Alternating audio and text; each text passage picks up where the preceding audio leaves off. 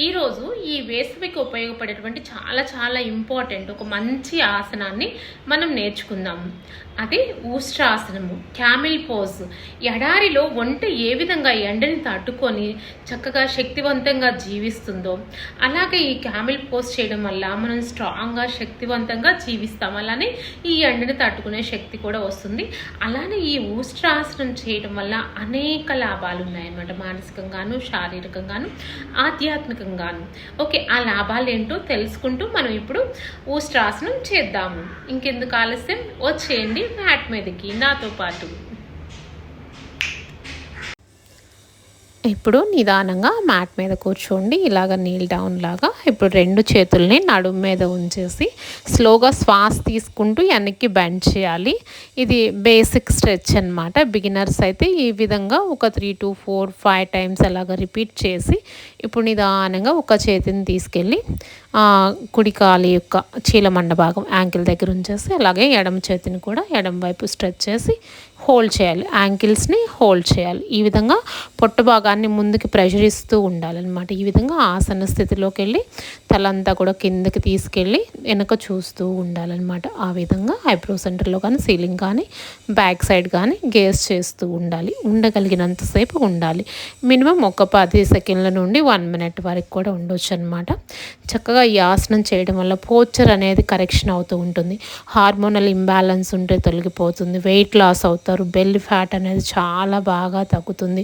వెన్నుముక సమస్యలు ఏమైనా ఉన్నట్లయితే తగ్గిపోతాయి. మళ్ళీ చేసేటప్పుడు జాగ్రత్తగా చేయాలి, లేదంటే మళ్ళీ వెన్నుముక నొప్పి పెరగడానికి అవకాశం ఉంటుంది. అలానే ఇంజురీస్, మోకాళ్ళ నొప్పులు అధికంగా ఉన్న వాళ్ళు ఈ ఆసనం చేయకూడదు.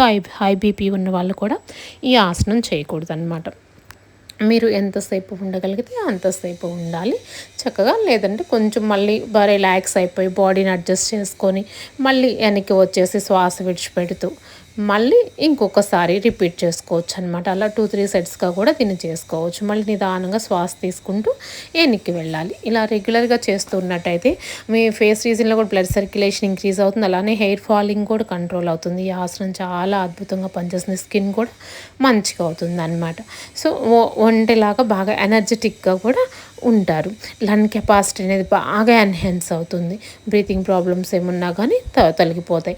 అనాహత చక్ర మీద స్టిమ్యులేషన్ అనేది జరుగుతుంది అనమాట. అనాహత చక్ర స్టిమ్యులేటర్ జరిగి హార్ట్కి కూడా మంచి బ్లడ్ పంపింగ్ అనేది, రక్త ప్రసరణ అనేది బాగా జరుగుతూ ఉంటుంది.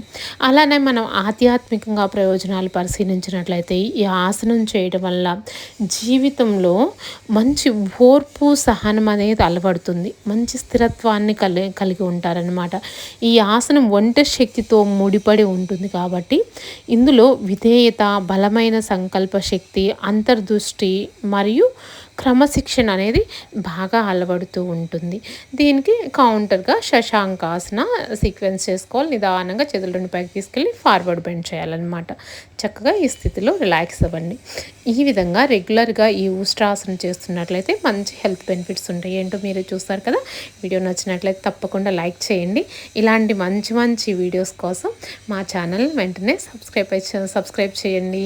Thank you for watching friends. Bye bye.